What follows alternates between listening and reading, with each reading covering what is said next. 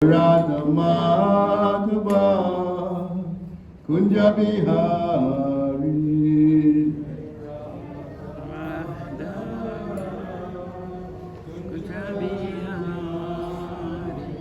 Jaya Radha Madhava Kunja Bihari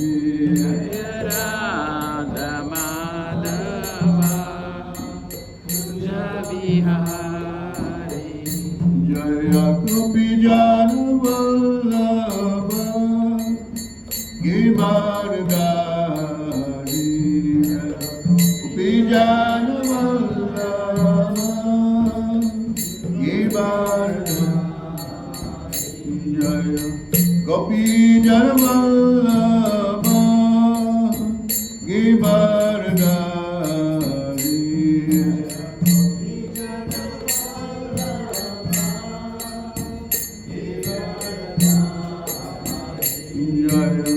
Gopi Jana Vallabha Girdhari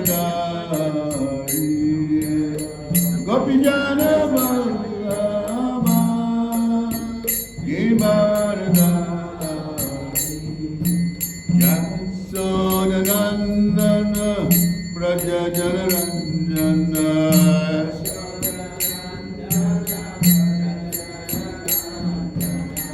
Jaisacinandana Praja Jana Ranjana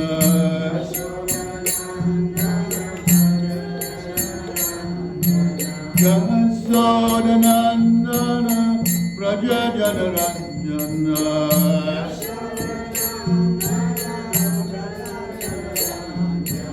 Jaisacinandana Praja Jana Ranjana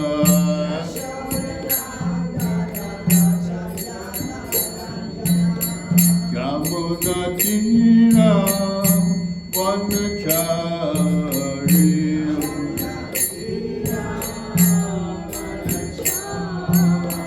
Yamuna Tira Vanachari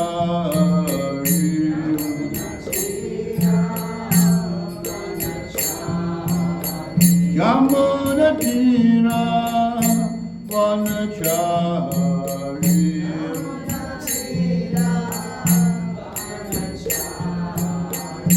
Jaya Radha Madhava Kunja Bihari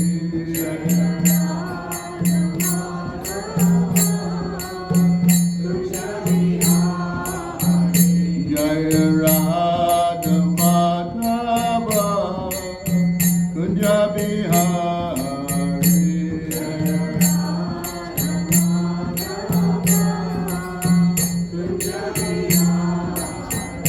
Jaya Radha Madhava Kunja Bihari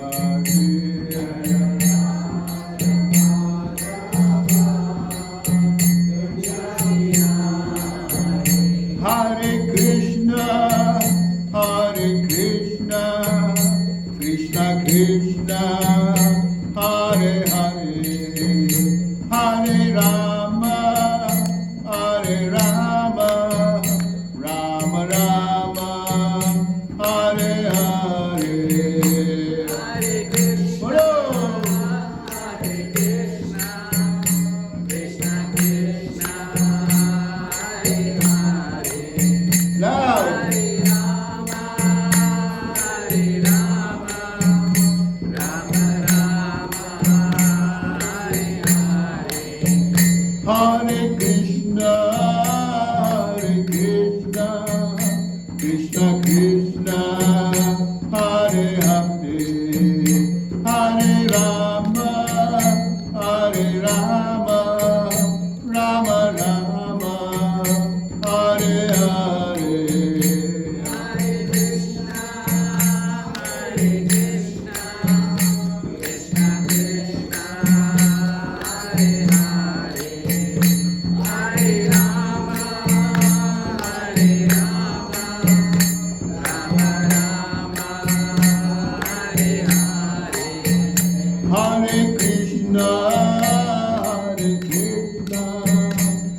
Krishna Krishna, Hare Hare, Hare Rama, Hare Rama, Rama Rama, Hare Hare. Hare Krishna,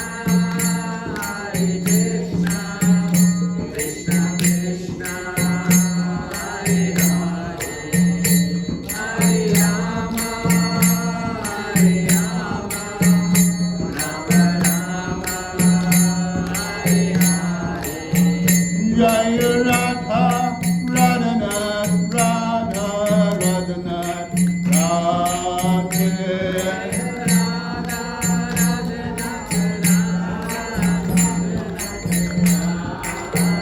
Jaya Radha, Radhanath, Radha, Radhanath, Radhe.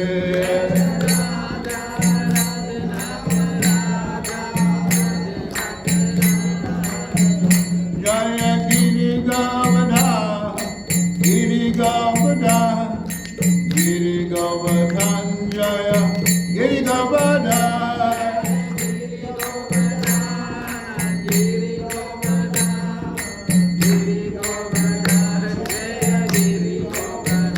Jaya Gaura Hare, Gaura Hare, Gaura Hare, Jaya Gaura Hare.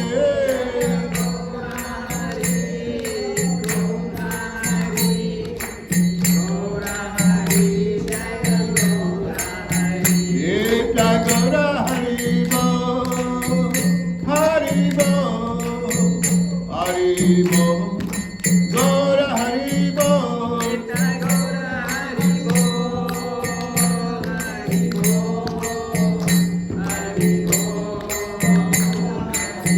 Jaya Jaya Prabhupada, Prabhupada, Prabhupada, Jaya Prabhupada.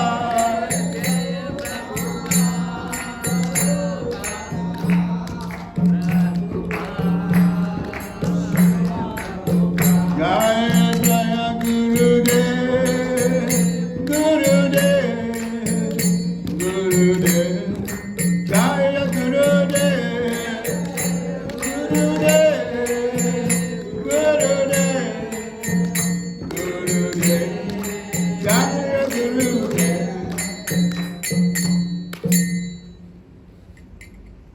Sri Sri Radharanath ki, Sri Giriraj Govardhan ki, Sri Gauranga Mahaprabhu Gaur Hari ki, Granthara Srimad Bhagavad Gita as it is ki, Bhakti Vedanta purpose ki, Srila Veda Vyas Dev ki, Nitai Go Premanande, all glories to the Simple devotees, all glories to Simple devotees, all glories to Simple devotees, all glories to Guru and Gauranga. Lotus feet, Srila Prabhupada. Hare Krishna.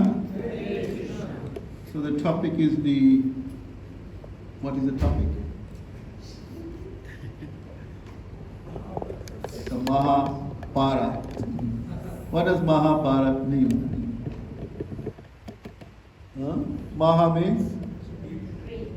Great, yes. Bharat is the name of India. Actually, the original name of India, Bharat, named after King Maharaj Bharat. So that is the original name of India is called Bharat. So the Mahabharata signifies the great war of attrition, the great war between a fratricidal war, actually, family war, between two warring parties. And of course, Dharma has to prevail. So Krishna is on the side of Dharma, of course. And the place where the war took place is also influencing Dharma. So the verse we're going to do today is called, the first verse in Bhagavad Gita, which is the background of the Mahabharata. And this chapter is called, what is the first chapter called? Yes, observing the armies, thank you. Is a preparation for the war, observing the armies. So this is background of the Mahabharata. So chapter 1 is actually a background of that Mahabharata. So we're going to speak about the genealogical table, how who's the characters, who's who in the Mahabharata, and the Kurus. Because the original name, the Kurus are both the Pandavas and the Kauravas were part of the Kuru dynasty. But when Dhritarashtra assumed the throne, he only wanted that for his family exclusively. The name, the Kuru, therefore, Pandavas separated and they followed in of their father, the King Pandu. So I have some. Let's do the verse first. Om Namo Bhagavate Vasudevaya.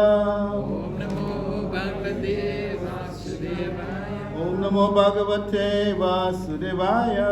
Om Namo Bhagavate Vasudevaya. Om Namo Bhagavate Vasudevaya. Om Namo Bhagavate Vasudevaya. So this chapter is called Observing the Armies on the Battlefield of Kurukshetra, chapter 1. Dhritarashtra uvacha Dhritarashtra uvacha. Dharma Kshetra Kurukshetra Dharma Kshetre Kurukshetre. Samaveta Yuyutsavaha Samaveta Yutsava. Mamaka Pandavas Chaiva Kimakurvata Sanjaya.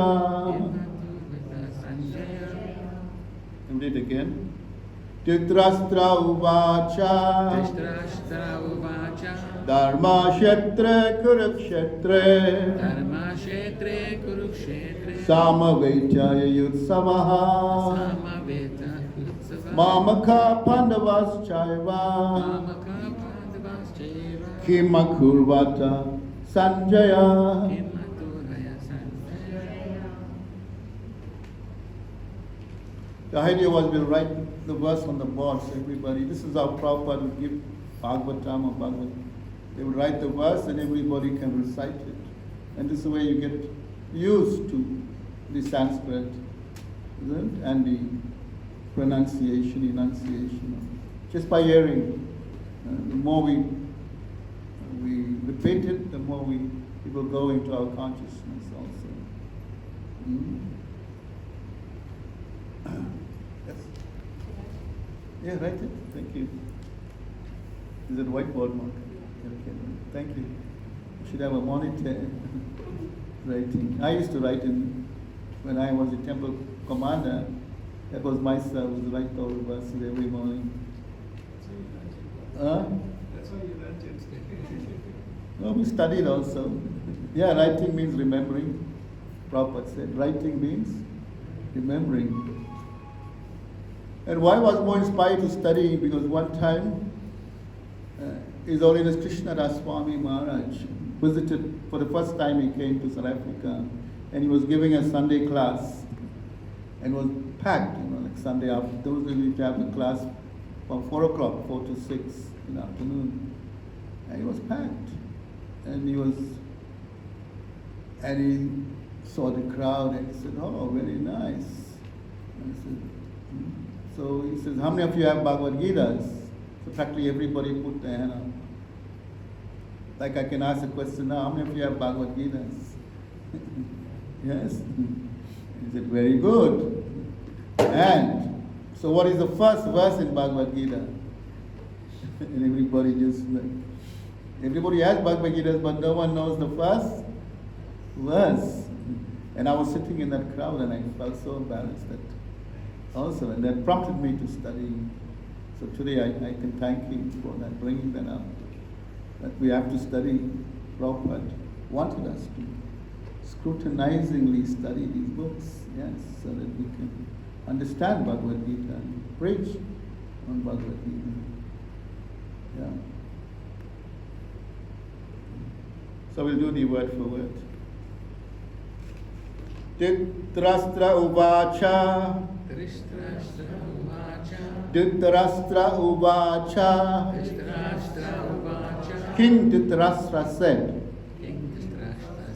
Dharmashetra, Dharmashetra, in the place of pilgrimage. in the place of Kurukshetra, Kurukshetra, in the place named Kurukshetra. in the place called Kurukshetra, Samaveta, Samaveta, assembled. assembled, Yuyutsavaha, Yuvatsava, desiring to fight. desiring to fight. Very interesting, this word Yuyutsava, the Japanese word Jujutsu, isn't martial arts, fighting, comes originally, Sanskrit is the root of all these different Yuyutsavaha, desiring to fight. Mamaka, my party, My party. the sons. Dhritarashtra is speaking about. Mamaka means he was concerned about his sons. He had a concern about his son, therefore he raised the question. Pandava, the sons of Pandu. So he said, my sons and the sons of Pandu assembled for a period of time at the place of pilgrimage. What did they do? Keep the next word is. And cha, and eva, certainly, him, what? So this is the burning question here that prompted us to hear Bhagavad Gita. What? Him, what? What? Akurvata, Akurvata, did they do? Sanjaya, Sanjaya, oh Sanjaya. O Sanjaya. So we can see the scene. The scene is Sanjay and Dhritarashtra, they are in a place which is called present day where Delhi is now. And the battle is in Kurukshetra. Oh, the monkey. Panda. Kurukshetra is about, I think, roughly 150 k's or something like that. Anybody been to Kurukshetra? Yes? Yes, Prabhu. How did you go? By bus or We went by taxi. taxi? How long was the journey? 2 hours. Yeah, it's Very about. nice. Okay. So the name Kurukshetra is 5,000 years. Bhagavad Gita this name still exists. This war took place 5,000 years ago at a place called Kurukshetra, and the name still is there. Therefore, the authenticity of that. It's not some like people interpret this as the body. Kurukshetra is the body. The Pandavas are the senses, the mind, like that. They distort the whole meaning of Bhagavad Gita. So the sons of, they were real. The sons of Dhritarashtra were there. Kurukshetra is a real place. The battle was there. Sanjaya is the secretary of Dhritarashtra, and he's also a disciple of Vyasdev.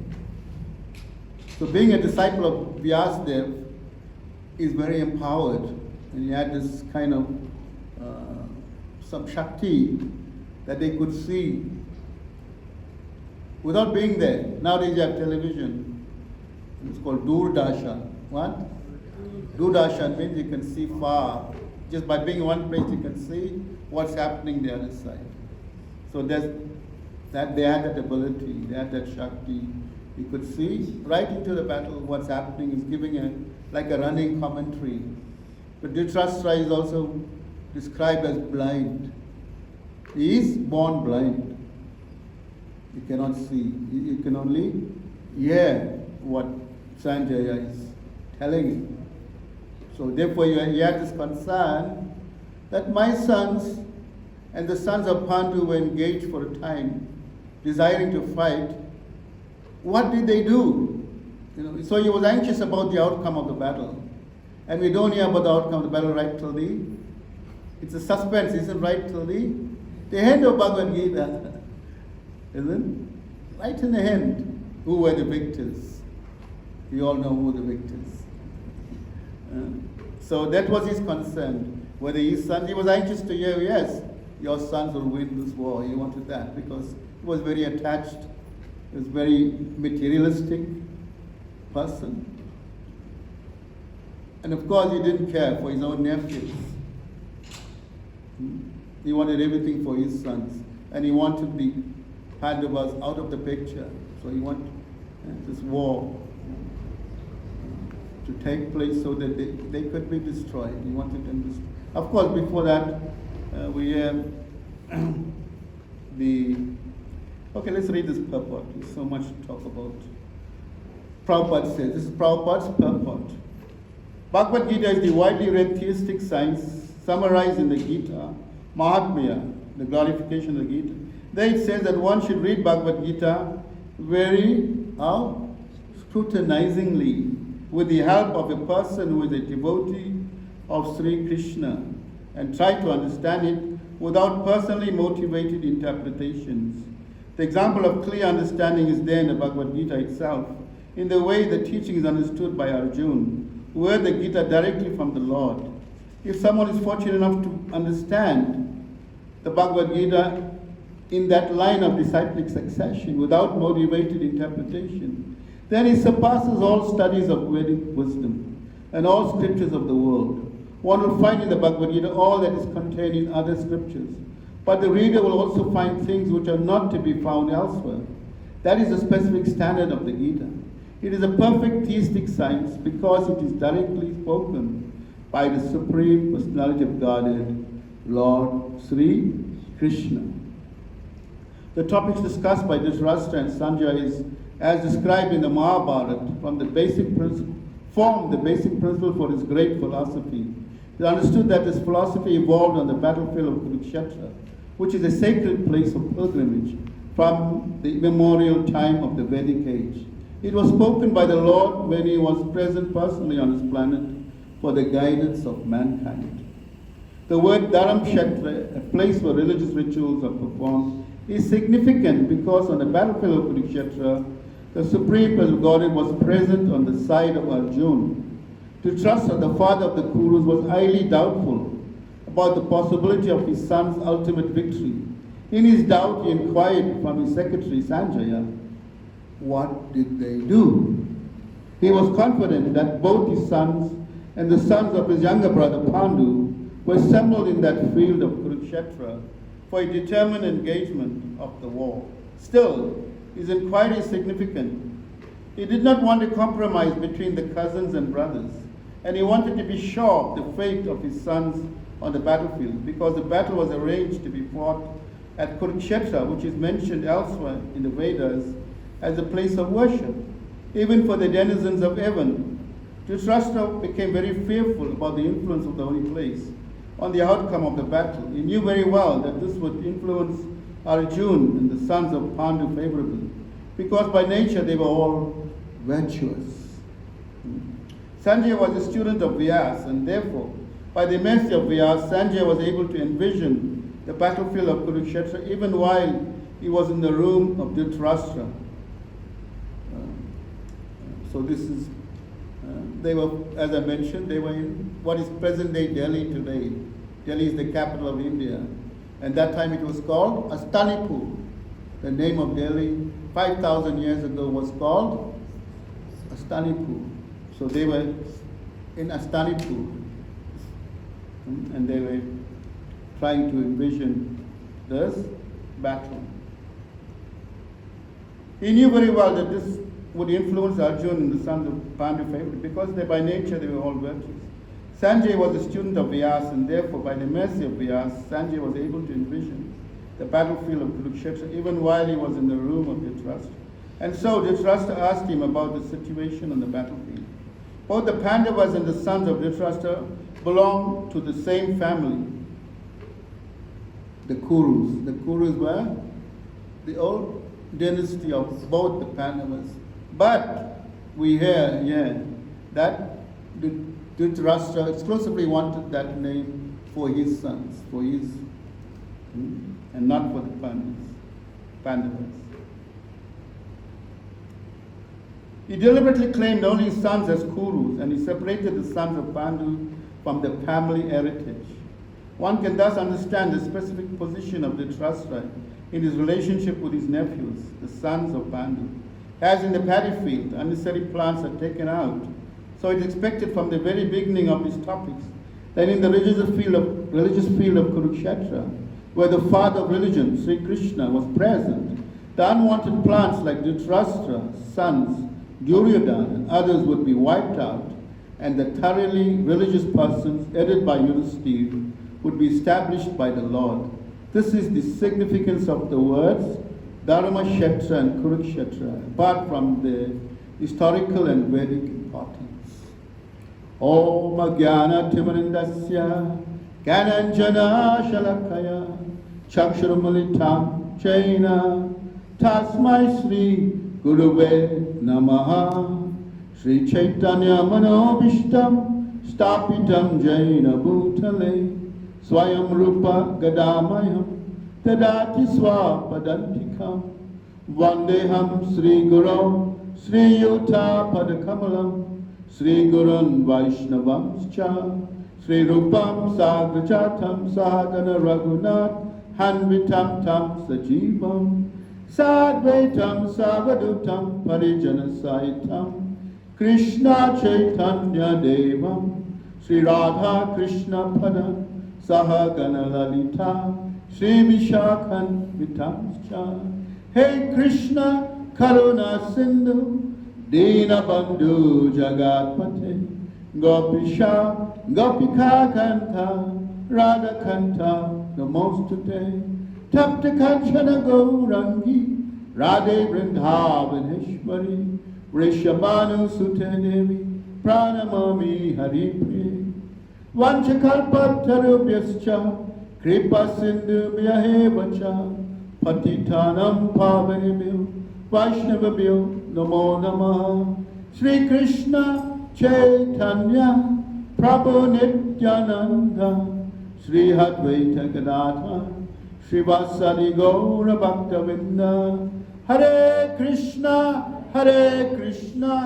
Krishna Krishna Hare Hare Hare Rama Rama Rama Hare Hare. So this Mangalacharana prayers, which is right in the beginning of Bhagavad, and one should, to get into Bhagavad, get the mercy of understanding Bhagavad, one must always get into the mood or get to chant these mantras. They're very, very powerful. Mangala means auspicious. They bring auspiciousness. Wherever it is echoed, wherever it is repeated, wherever one is hearing it, it brings auspicious. It clears all the anathas in your heart, the dirty things in your hearing also. It clears everything. Yes. Therefore, it's very, very important. These mantras are there that we chant them for our benefit, for the benefit of others who are hearing this Mangalacharana prayers. So we get into the habit. When we're studying Bhagavad Gita, the first thing we do the Mangalacharana prayers. Yeah, so even when they're giving class, before they chant this Mangalacharana prayers. It just brings in a whole positive energy, a lot of positive energy in there. We can transfix, we become focused on hearing the Katha, Krishna and Bhagavad. So we're going to go through the Kuru family tree. I have some copies here. Maybe, I think you're too far away. Maybe you should come closer. Can you come closer? Bhagavad Gita, Bhagavad Upanishad. This is Gita Upanishad means you must listen in close proximity. Gita Upanishad, Upaniniti. Upaniti means sitting in close proximity between the teacher and the disciple. So give this out, but maybe there's not much copy, then maybe between two people they share it. But this is the nice to get familiar with the share it. There's not much copies. The family tree, this is all part of the Mahabharata. It starts from the Kurus. from the time of Maharaj Santanu.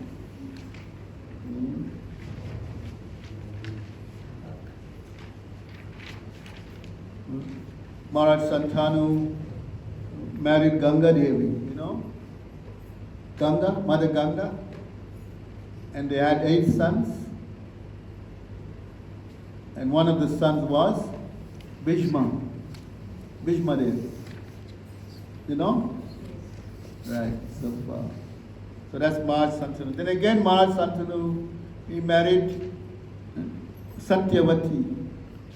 Now Satyavati was the daughter of a fisherman, and she would take people across from one point to another. She was transporting them like the boatman. And in one occasion there was one great sadhu named Parasara Muni. So while he was taking on this boat, I think he got attracted to her. He became besotted with her. And from that relationship, of course they had a relationship. And Vyasdev was born. Dvaipayan, Vyas. You following? Vyasdev. Parasara, Vyas. You look right on you. Vyas. Parasara was the father of Vyasdev. And Vyasdev is who? Who is Vyasdev? He's the most prominent character, isn't he? In this, because he is the author of this Mahabharata. And Vyasadeva is also a literal incarnation of Krishna, yes, Vishnu, yes. Together with Ganesh. Is it Ganesh? Yes. Ganesh was the scribe who wrote the Mahabharata. Yes, he's glorified. And not only Mahabharata, Srimad Bhagavad Purana also, the Vedic literature. Ganesh. Together with Ganesh, they compiled the Srimad or the Mahabharata. The Mahabharata is 100,000 shlokas, making it the longest poem in the history of Vedic literature. I don't know if it was in the Guinness Book of Records, I don't know. It's classified as one of the longest poems. Is it? It is? True? Yes. So it's a poem actually, and very beautifully sung in the Sanskrit language. The Sanskrit language is called Devanagari, the language of the higher gods, yes, language of the gods. Devanagari. Spoke this very. So yeah, so we have Vyasadeva is being sired by Parasara Muni. And his mother is who? Who's his mother? Satyavati. Remember this. And Satyavati is also, she was married to, later she got married to Maharaj, and they had 2 sons. So the sons were Chitrangada and Vichirapriya. You see 2 names there in that. Can you see? Yes. Chitrangada and they had 2 queens. They were married to, one was married to Ambika and the other was married to Ambalika. But they did not have any sons. They did not have, because one was prematurely died. He had some disease or some tuberculosis. And the other was fighting, with the Gandhavas. The Gandhavas are very powerful. They from the higher planets. Very handsome, beautiful, sing very beautiful, and very powerful. So he encountered a Gandhava and he was killed by a Gandhava. So there was a problem. The queens were without their heir to the throne, so there was some concern. So they approached Queen Satyavati, and Satyavati, of course, Bhishma was born. Bhishma grew up in the family of the Kurus, and he became very, like the, what should I say, a counselor with him, always with them. He was regarded as the grandsire, Pitamaha, great grandfather he was, Pitamaha. So they asked him to get married to the queen so they could have an heir. And what did he say? No? Because he took a vow of celibacy. Therefore the name Bhishma means one who takes a terrible vow. The name Bhishma means one who takes a, yeah, he took this vow of celibacy. So he never got married throughout his life.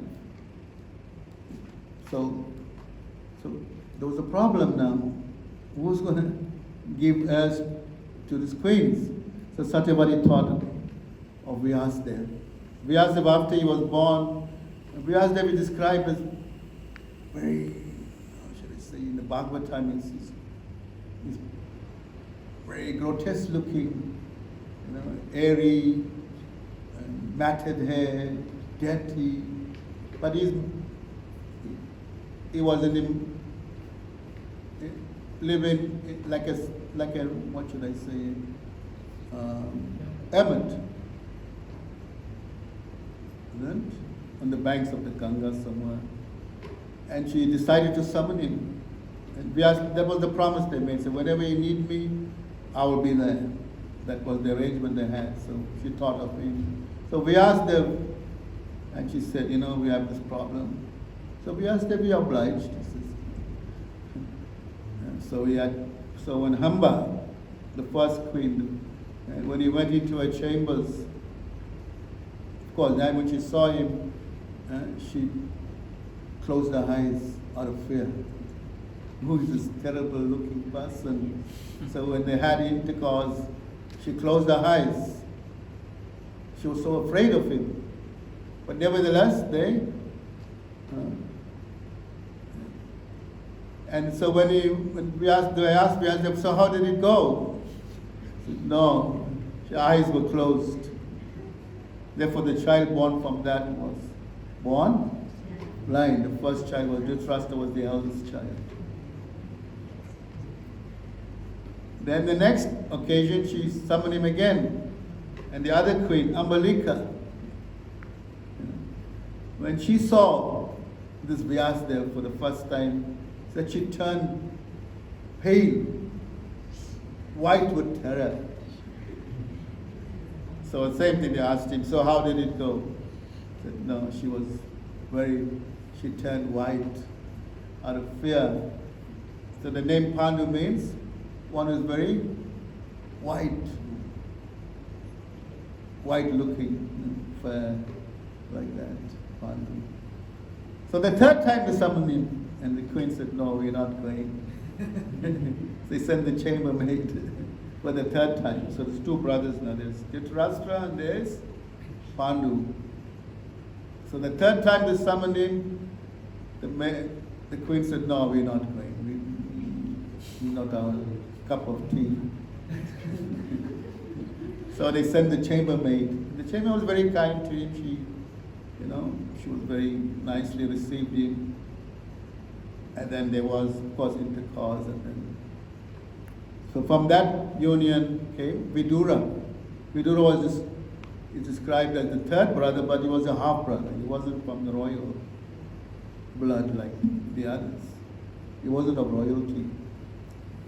So he was considered the illegitimate child, because he was born from the chambermaid, like that. So he wasn't seen. So later this will come up. Durban will always remember this and always insulting you, the son of a kept woman. Like that, insult you. Vidura. But Vidura became the prime minister later in the household of the Kauravas. Very powerful position he had. But still he was always taunted by Durban. Durban was the eldest. By the way, Dhritarashtra had 100 sons. All were born at the same time. You can read this in detail in the Mahabharata. It's a very complete story how they were born. And they had one daughter, 100 sons and one. His name is mentioned here, Dushalya. Dushalya? It's there. Yeah. Dushalya, yeah, there's it. Dushala. That's the daughter of Dhritarashtra. And Pandu, well, Pandu's story was a bit Strange. Pandu married to, who was Pandu married to? Kunti, yes. Kunti also came from royalty. She was the daughter of who? Prithu. No, not Devi. Pritha. Another name was Pritha. Another name was Pritha. Sometimes Arjuna is referred to as son of Pritha. Then Krishna refers to Arjuna. Oh, son of Pritha. Another name was Pritha. But she was Kunti, who was also Krishna's aunt, maternal aunt. You're getting the story now. So fitting. So yeah, so we have the 100 sons, Dhritarashtra, who's blind. And he, of course, we didn't ask who's his mother, who was their mother. Gandhari. Now Gandhari came from a place called Afghanistan. The name Gandaha is still existing. Isn't it? If you research Afghanistan, Gandaha is a name. She came from that area. At that time, India was, well, Bharat was, all part was connected. Later, everything just broke away, became stans. Uzbekistan, Pakistan, Kazakhstan, all were like one unit.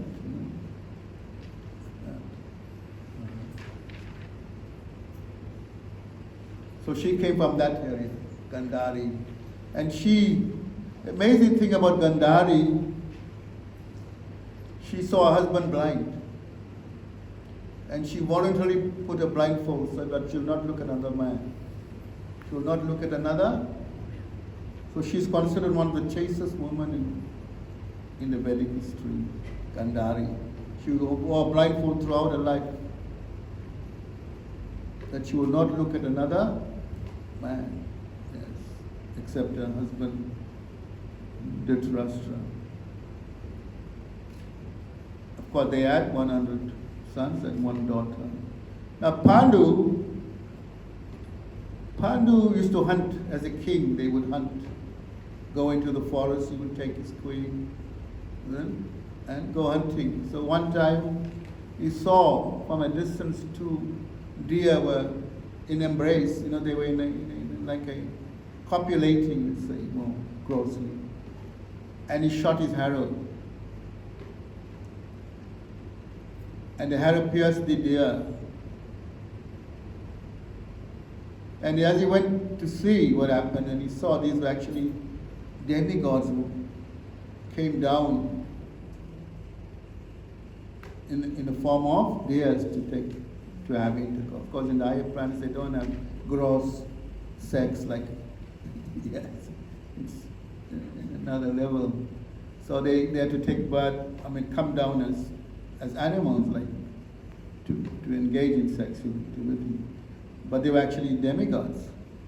So Pandu, when he saw this, and the deer was about dying, and he said, just as you shot me while I was in embrace of my female counterpart, you will also get a heart attack and die in the embrace of your wife. So hearing that, he never embraced his wife. They never could be together. They could never be close together, like in embrace, like in a compromising or more situation like that. But one day he forgot that. One day he went hunting again. He had 2 wives. Another wife was, what was his other wife? Madri. Who? Yeah, kings can have many wives. They're licensed to have Kshatriyas. Madri's name is mentioned here? Madri? Is there? So yeah, there's Madri and there's Kunti.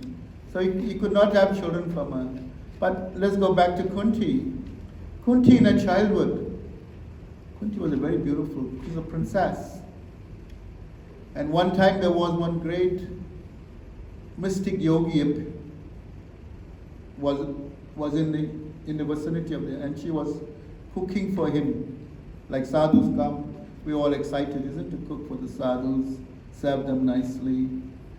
So she was cooking so nicely for him, and he was so pleased. Durvasa Muni is a very powerful mystic. He can curse you, and he can praise you, he can give you benedictions. He has both these qualities about him, and he gets angry because they say he's a partial incarnation of Lord Shiva, Durvasa Muni. So he was so pleased with her, he said, I'm going to give you some mantras, that whichever demigod you summon, they will come. Now she was like 16 years, very naive. She got all these mantras with her. She said, let me try Surya mantra. And she tried this mantra, and lo and behold, who came? Surya Narayan, the sun god. Of course, he was so besotted by her beauty, and she was so attracted by his beautiful effulgence, and there was union. And she was only 16 years old, and she wasn't even married. So, in the Vedic culture, it's like a stigma. If you have an illegitimate child without getting married, you were like outcast. So what happened? She hid the baby. The baby born was Karna. Karna is mentioned here. Karna. And that child, to hide from, she put him on a little boat and sailed him down the river. Like the story of Moses, similar story. Moses. And he was brought up by some charioteers who were making chariots, building chariots. And he got the name Radeya, Karna. And she kept that secret right throughout her life. Throughout her life. Till one time she had to tell Arjun. Arjun was destined to fight against Karna. And she told him, then only she revealed who is Karna. Other than that, throughout, nobody knew who is this Karna. She kept it a secret. So Karna was born from a... And of course, Pandu could not, because of that curse, he could not be in embrace with any of his queens, because that curse will manifest. So one time he forgot. And he was with Madri in the forest. And he was, like it says, Shastra says, never be alone with a woman, even your own mother or your sister. The forces of nature are so powerful that they will corrupt your mind. So of course they're alone in a solitary place. And of course, one thing led to another, and then they were embracing. And King Pandu had according to the curse, he died. He had a heart attack. So there was no children, or biological children from Pandu. Although there's, later she invoked all these mantras. She had Karna. Then she could, because she uses mantras too. And Arjun was born from who? Yudhishthir was sired by Yamaraj. Who? Dharamraj, yeah. Yudhishthir. And Bhima by the wind god, Vayu. And Arjun? No. Who? Indra. Yes? Was it Indra? Sure.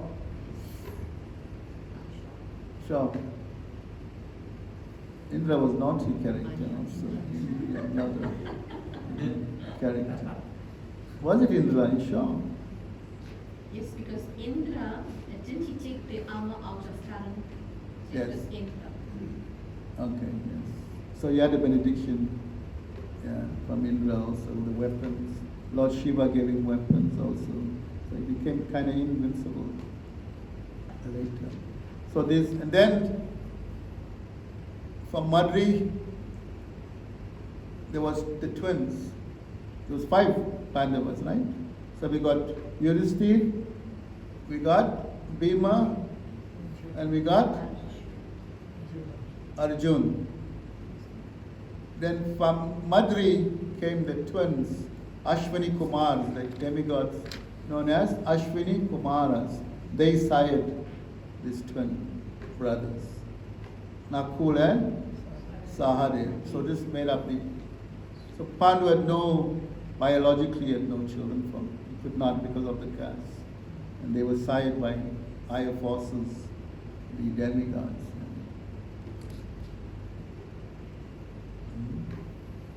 So this is how. But in childhood, like cousins, the rivalry was there from very young. Like during the vacation, they would go and to the house of the Kauravas and they would play. And Bhima had a very strange way of playing. He would break the arms, uproot trees. He was so strong. Bhima was very, very strong. Very, very strong, unusually strong. Bhima. And Bhima's famous, what should I say, is calling. He would, if he fought somebody, he would pummel them to death. That was his calling card. See somebody like that. It was Bhima's job. And he fought many like that, even in the higher planets. He could fight, very, very strong. And he could eat a lot also. So his other name was Vikrodara. Voracious eater, yes. When Kunti cooked, she would cook 1/5 for the 4 brothers and 4/5 for Bhima. Yeah. So there was this rivalry from. So one time, Duryodhana, the eldest son, that rivalry was there from very young. He could not stand Bhima and he wanted him put away. So they know Bhima liked to eat. Bhima's one weakness was he liked food. He liked to eat a lot. And he said, right, let's bake him a cake. And they baked this cake and they laced it with hala poison, enough poison to kill 10,000 elephants. So when Bhima saw this cake, of course his eyes lit up. And he voraciously had the cake, and after that he fell unconscious from the poison effects of it. And said, now is our chance. They tied him up, weighed him with ropes and with stones, heavy rocks, and they threw him into the river, left him for dead, thinking that, he's gone, he's out of him. So this rivalry was there like that from very young. The cousins, imagine these are cousins, blood cousins. The rivalry was frightful, sibling rivalry from very young. And it grew, it just manifested into later Duryodhana. He wanted the whole kingdom. His father was, of course, when Pandu died, Pandu was actually the rightful ruler because Dhritarashtra by disqualification he was blind, he could not. Although he was the eldest son, he could not rule the kingdom because he had an infirmity, he was handicapped. So the Pandu was the king. Pandu became the king. Of course, when Pandu died, who's going to be the king? So they had, of course, the rightfully the boys, the sons of Pandu would be, but they were very young still. They were still like teenagers. So Dhritarashtra, they put him in power as a regent. What? A regent king till the boys grew up to assume the throne. But what happened to Dhritarashtra? What he says, uneasy lies the head that wears the crown. When he became king, it went to his head. And Prabhupada described this, that he was materially blind as well as spiritually blind. In both sides he was disqualified because he was very, very materialistic and he only saw for his sons, like that. What we call that? What's the term? Selfish. What? Selfish. What? Selfish. Now there's a term for correction call. What is that? When you only see your Nepotism. what? Nepotism. Thank you. That's the word. Nepotism. What? Thank you for that. Nepotism.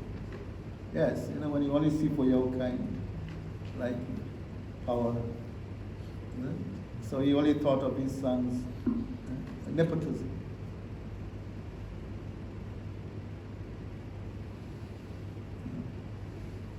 So meanwhile, when the boys grew up, they are Kshatriyas. Now Kshatriyas, what they... Hey, how did he get in? He closed the door, he got into somewhere. Somebody would stand with a stick there. They need a guard there. Anyway, Ramachandra is here, so... Yes. The monkey is not so loyal to Ram. To listen to the Mahabharata. So where were we, okay? Let's get back to the story before we lose track. Where were we? Nepotism, yes. Dhritarashtra is only thinking of his sons, how they're going to be, he's caring. He didn't worry about the past. Well, his nephews, he meant to take care of them. That was part of the deal. Till they grew up, they would rightfully assume the throne. So when they grew up, naturally, they are Kshatriyas and they wanted to rule. They wanted a village. So there was some politicking there, isn't it? And arguments were there. And the war is inevitable when good arguments fail. Wars will be. When good arguments fail, then war will take place. Like we see so many wars going on because they could not come to some settlement or compromise, isn't it? It's always difference. So Duryodhana said this, I will not give them a piece of land to drive a nail through, a pin through. What the pin? How much impact can it be? That's how determined he was to get rid of it. So I will not give them the land enough to drive a pin through. What to speak of giving them hectares of land or village, and therefore somehow there was somehow they did assume some part of, they did get some part of ruling there, and they became very wealthy. And meanwhile, they were conspiring. They had an uncle named Sakuni. Sakuni is mentioned here. Sakuni is the brother of Kandari, yes, he's from that Kazakh, from that area. And he was very close to Duryodhana. He liked Duryodhana, and he was teaching all the wrong things, how to play dice, gamble. And he said, oh, this is nice. Let's challenge them to a gambling match. Now, a Kshatriya code is whenever you're challenged, you have to accept. That is Kshatriya code. You're a Kshatriya, if I challenge you to a duel, you have to accept. No two ways about it. So, people, they were devotees, how did they gamble? Yeah, they are Kshatriyas also, apart from being devotees of Krishna. They were also Kshatriyas, and they had to live by that code also. They had to fight, train as Kshatriyas. So, this evil plan was there, how to extort them from all the wealth by some nefarious way of throwing the dice, and the dice were loaded. Every time they threw, Yudhishthira was very inexperienced in gambling. He was very naive about all these things, about wealth. Although he was a Kshatriya, and he's the eldest son, so the challenge was between him and Duryodhana. And Sakuni was throwing the dice, so they said, all right, let's wager 1,000 elephants, gold elephants with gold. And you say, yes. And they threw the dice, God, he lost it. And they said, next, bring all, whatever was the treasury, bring everything, and they lost it. And whatever they gambled, they lost. In the end, he even put his brothers, he gambled away his brothers. Bhishma, Bhima, Arjun, Nakul, Sahadeva also became prisoners because he gambled them. And then he threw in Draupadi. Last to recover everything, the last resort, he threw in Draupadi. Draupadi was the wife of the 5 brothers. They all shared her. But it's not like the way we look at it from a girl's point of view. That was also a very nice pastime where Draupadi, how she became the wife of the 5 brothers. One time when they were exiled to the forest, and they were incognito, and they disguised themselves as brahmanas, and they went begging. No. Draupadi wanted a hand in marriage. She was looking to propose some great prince, isn't it? And so they brought all the princes from all over the universe, and there was a competition. The competition was a fish hanging and is rotating, and you had to shoot the eye of the fish. But not looking at the fish, you had to look at the reflection in the water and shoot at the fish. That was quite something to do. And everyone, all the princes tried. The great Karna tried. He was very close, actually. Karna. And Draupadi was beautiful. Everybody was excited about winning her hand, getting her hand in marriage. So Arjun, he went. Of course, he did it. You see this picture of Arjun, a beautiful picture. He's shooting at the eye of the fish. But through the reflection, not directly. And this is how he won the hand of. And they're all excited now. The 5 brothers were there, so they're going home. And they say, Ma, look what we got. And she was busy cooking, Kunti. And she was like consumed in something in her thoughts. Whatever it is, you share it with your brothers. Whatever it is, you share it. She didn't see. When she saw it was a joke, but she already gave that. And whatever comes from the mouth of a chaste woman, it has to be. What has to be, has to be. So this is how the 5 brothers, Draupadi. Another name was Panchali. Panch means 5. Another name was Panchali. She had 5 husbands. But in a very, of course, respectful way, not the way, we think in a very twisted way, very honorable way. Yeah. So when Draupadi was gambled and she was brought into the assembly of the Kurus, and who was sitting there?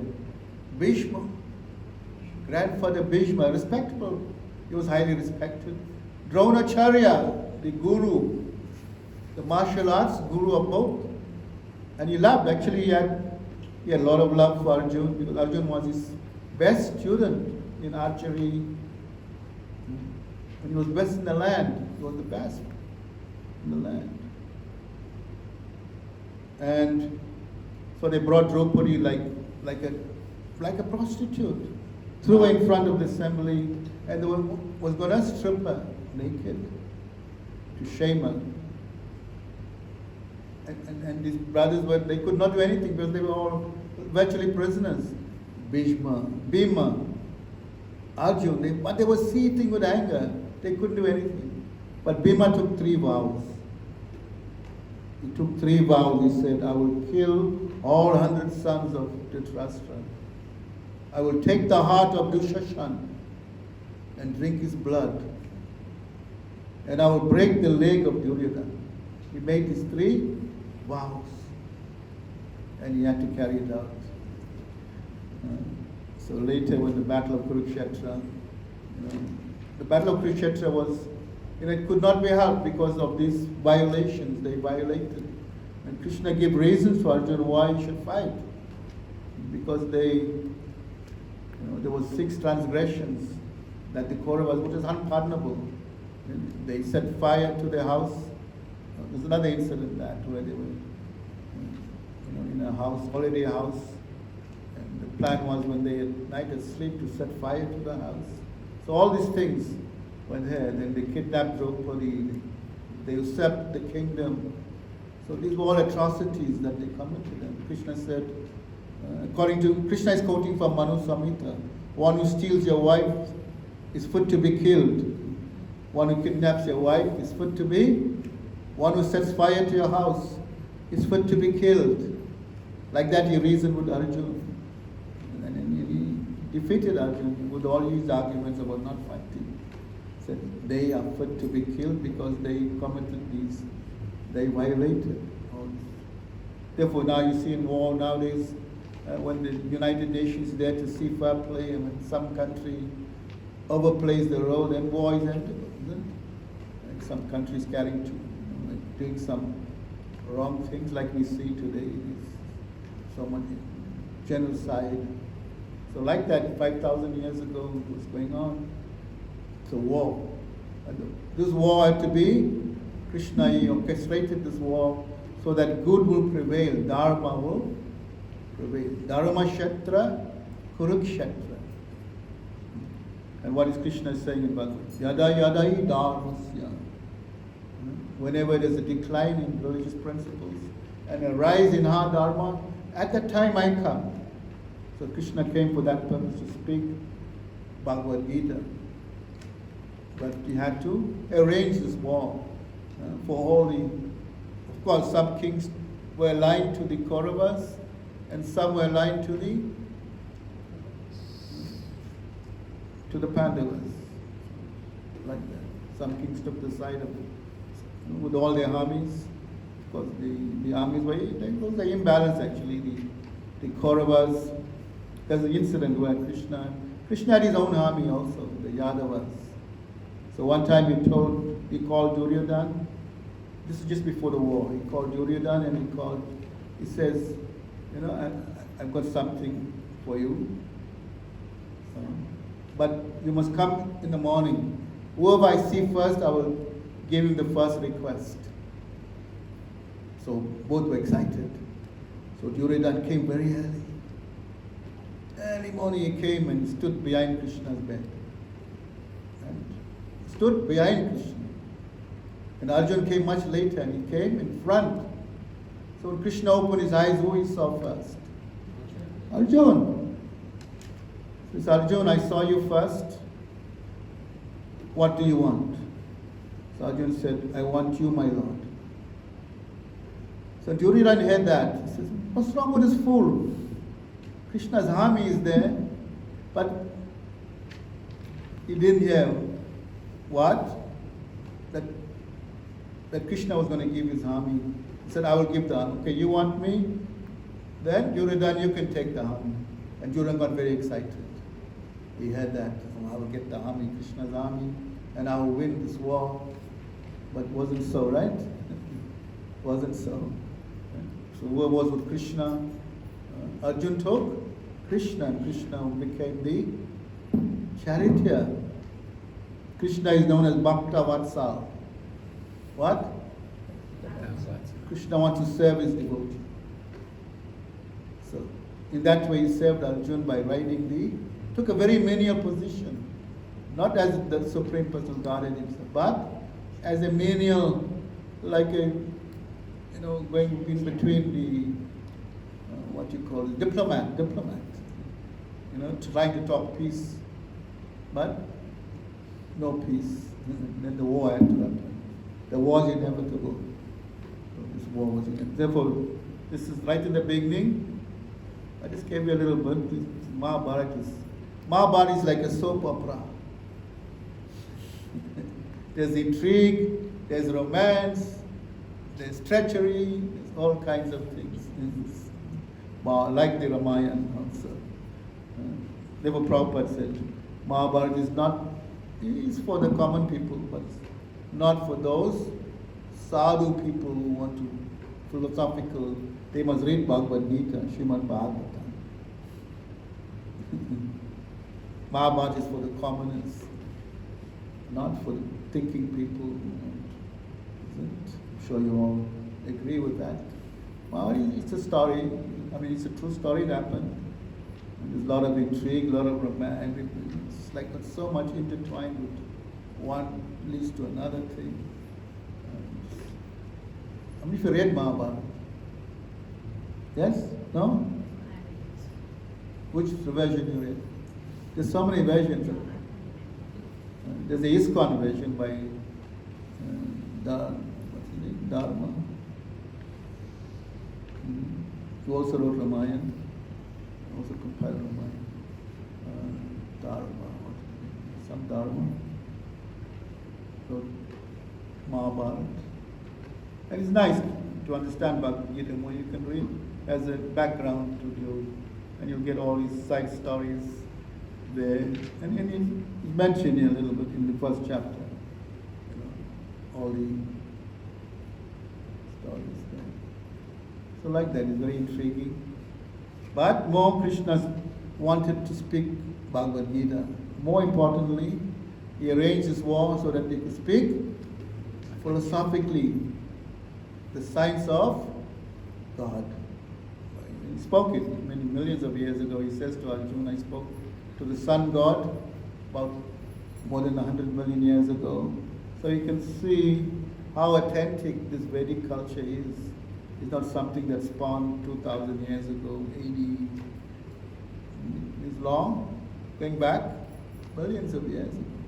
But so historically, we go back 5,000 years. And archaeologists are tracing so many artifacts and things. There was a museum I visited in Jaipur. Been to Jaipur? There's a museum there.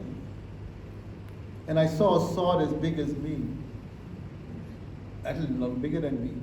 So imagine how big the guys were to use that sword. They said the guys were like 18 feet tall, the Kshatriyas, that time. So as Kali Yuga progresses and we become stunted, like dwarfs, you'll be looking. By end of Kali, we'll look like stunted, isn't it? Like dwarfs. Even the cows will look like the size of dogs. Trees will be stunted. They can see that already is happening, isn't it? We don't have that. So they, 5,000, they were like giants, big guys. Giants. All right, so much for that. Talk. I'm getting thirsty. Anybody has any questions or comments? They can add to what I've said. We'll appreciate that. Yes? The whole world was at war Yes. during that period. Yes. True. And it is quite likely that we ourselves could have fought in this. No. No. Because whoever fought in that war, they all got liberated. Why? Because Krishna was there, even the enemies. And it's a good point. My Guru Maharaj wrote this book called Dancing White Elephants, if you read that. And then Prabhupada was taking, first time he took his American disciples to, they were going to, Surat. And they were going to the Sikhs, where the Sikhs are? Amritsar. So, they encountered a real Kshatriya. It's the first time they saw a real, this is Kshatriya king. So he was telling Prabhupada, this Kshatriya king. And they saw in his palace there, they got heads of tigers. The Kshatriyas used to fight. To own their skills, they would go out and fight barehanded with tigers and wild animals, just to prove themselves how strong they were. And he's got all his trophies. And they saw all these things there. He's a real Kshatriya. They come. So he was asking Prabhupada, he said, Prabhupada, I think I was in the battle of Kurukshetra. And Prabhupada said, no, you weren't. He said he went to some psychiatrist and told, not psychiatrist, some guy, and told him, you were in the battle of Kurukshetra as a Kshatriya. Prabhupada said, no, you went. Everybody who fought in that war, they went back to Godhead. They were liberated. Even as enemies. I downloaded a video on past life regression. I don't know how far it is true, but this is what I saw.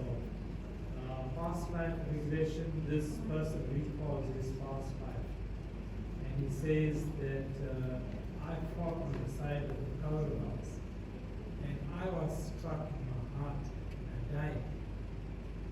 That is why today, this life, I still have pain on my left side.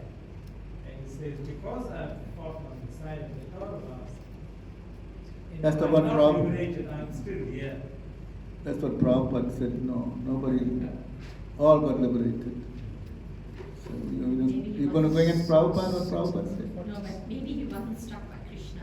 He was No. struck by another one. yeah. Krishna saw, whoever saw Krishna was in a battlefield. And whoever saw Krishna face to face, even the enemies, they all got, even they died, they went back to God. They all got liberated.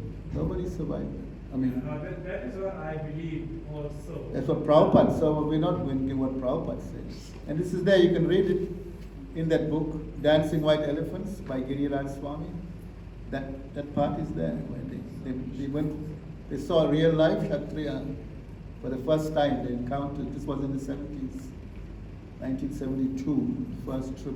These Americans, Prabhupada wanted to come, give them a taste of what India is like. They called Dancing White Elephants. And they made quite a spectacle. They were like people, you see them all in garlands, about 40 of them, devotees. Such a wonderful, amazing. They all recounting the time of Prabhupada and being received by the people of Surat. So if you get a chance, you should read this book. It's on sale, I think. It's there. Yeah, there was no. You can speak to my Guru Maharaj also. But why would he put it down like that? You know, I'm just trying to clarify. No. Prabhupada said that.